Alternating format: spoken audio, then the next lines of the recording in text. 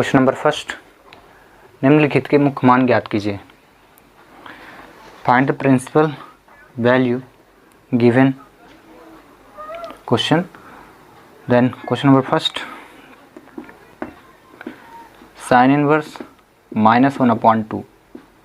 तो लेट माना sine inverse 1/2 is equal theta, then -1/2 is equal sine theta. Then -1/2 is equal sine theta such that, आप जानते हैं sine inverse का जो परास होता है, परिसर होता है, रेंज जो होता है वो क्या होता है, साइन इनवर्स का परिसर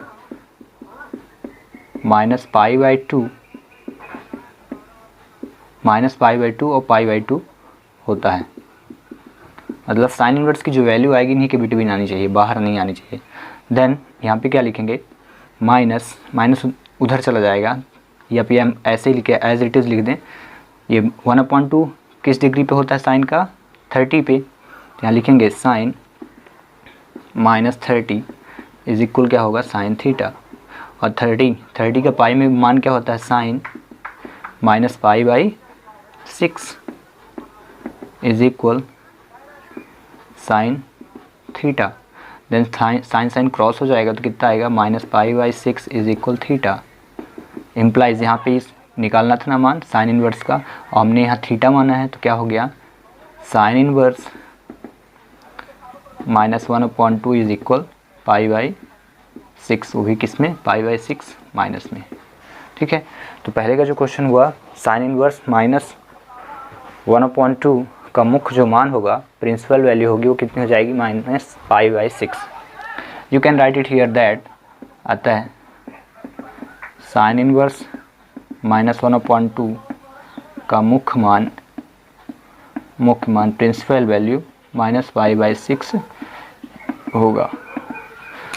सेकंड, अगेन माना कॉस इनवर्स √3/2 इज इक्वल क्या ले लेंगे, थीटा। यहाँ पर √3/2 लिखे, कॉस इनवर्स उधर गया तो क्या हो जाएगा, कॉस थीटा में। फिर लिखना सच दैट कॉस थीटा का मुख्य शाखा का परिषद, कॉस थीटा के मुख्य शाखा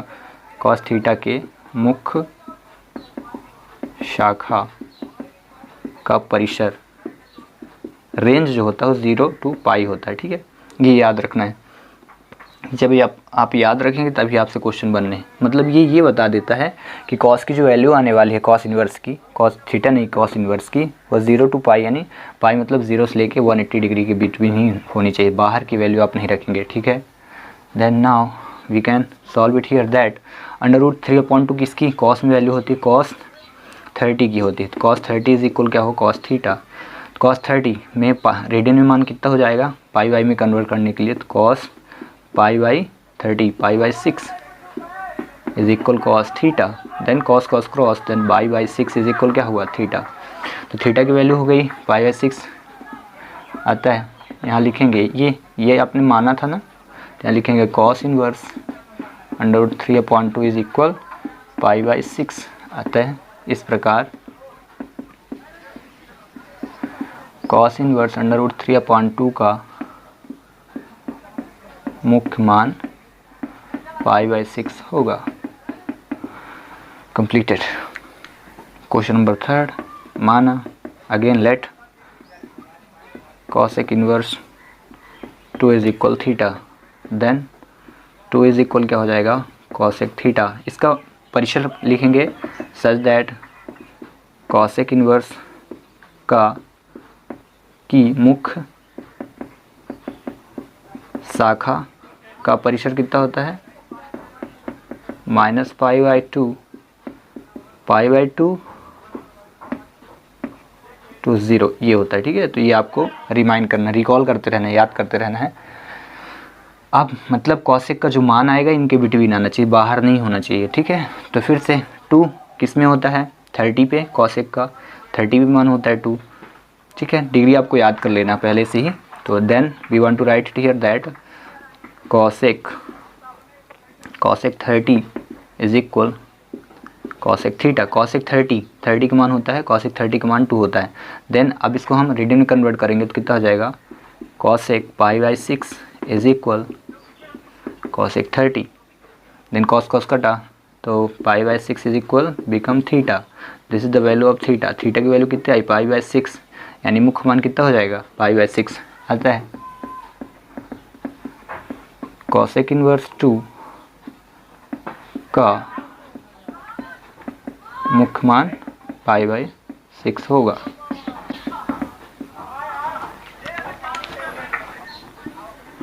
क्वेश्चन नंबर 4, माना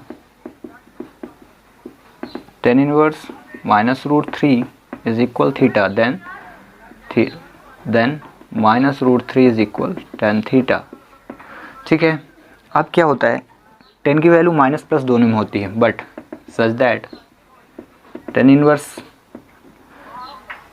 की मुख्य परिसर की जो शाखा होती है, परिसर की शाखा या मुख्य शाखा का परिसर जो होता है, मुख्य शाखा का परिसर वो कितना होता है, परिसर होता है -π/2 to π/2 ये होता है। ठीक है, इतना लिखने के बाद मतलब ये है कि 10 की जो वैल्यू है इसी के बिटवीन रखना, बाहर से नहीं लाना है। तो ये माइनस में है ना, तो इसको हम मान लेंगे माइनस में नहीं है, हम √3 की वैल्यू लेंगे। तो √3 जो होता है तो किस डिग्री में होता है √3, 60 डिग्री में। तो यहाँ पे लिखेंगे 10 माइनस के साथ tan 60 is equal tan theta. Then कितना हो जाएगा, tan 60 को कन्वर्ट कर दीजिए, 10 - π/3 इज इक्वल tan थीटा। ये समझ में आ रहा क्यों ऐसे लिखता हूँ π/3। देखिए पाई का मान जो होता है 180 होता है। ठीक है, पाई की वैल्यू कितनी, पाई इज इक्वल 180, ये ट्रिग्नोमेट्री में होता है। वैसे पाई की वैल्यू जब मेंसुरेशन पढ़ते हैं 22/7 होती है। पाई की वैल्यू कितनी 180, हमें बनाना है 60, तो 180 में हम 3 का डिवाइड कर दिया तो कितना बन गया 60। तो कोई वैल्यू जो मैं कन्वर्ट कर रहा हूँ ऐसे पाई में तो इसी प्रोसेस से कर रहे हैं। ठीक है ना, अगर यहाँ पे मुझे बनाना होता 30 बनाना होता तो 180/6 डिवाइड कर देता तो 30 बन जाता। ठीक है, 40 बनाना होता, अगर 45 बनाना होता, मान लीजिए 45 बना तो 180 में मैं 4 का डिवाइड कर देता तो 45 डिग्री बन जाता। ठीक है, इस प्रकार से कन्वर्ट किया जाता है। देन आपको ऐसी चीज़ें पहले से लर्न कर लेनी है, खूब अच्छे से प्रैक्टिस कर लेना है। ठीक है, ऐसे बुकों में लिखे मिल जाते हैं। तो यहाँ पे 10 क्रॉस हुआ, देन -π/3 इज इक्वल थीटा। तो थीटा की वैल्यू कितनी हुई, -π/3। तो मुख्य मान कितना हो जाएगा, ये मुख्य मान है ना, तो मुख्य मान कितना हो जाएगा, आता है tan इनवर्स -√3 का मुख्य मान -π/3 होगा। The principal value of tan inverse -√3 is -π/3। इस प्रकार से क्वेश्चन 4 हुआ complete. Question number 5, cos inverse -1/2 माना। क्वेश्चन नंबर 5 में लेट फिर से माना cos inverse -1/2 is equal theta, then -1/2 is equal cos theta. अब क्योंकि cos इनवर्स की मुख्य शाखा